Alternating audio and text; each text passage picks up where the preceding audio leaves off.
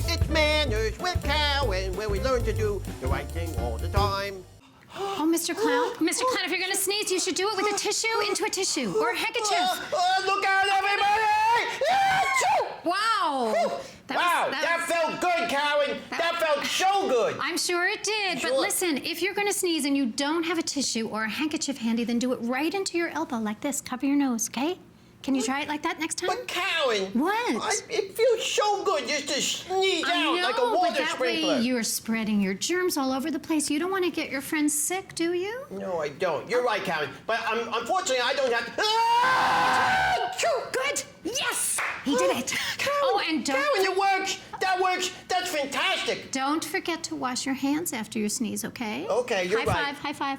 Oh, not until you wash your hands. Oh, you got me with a trick. Achoo!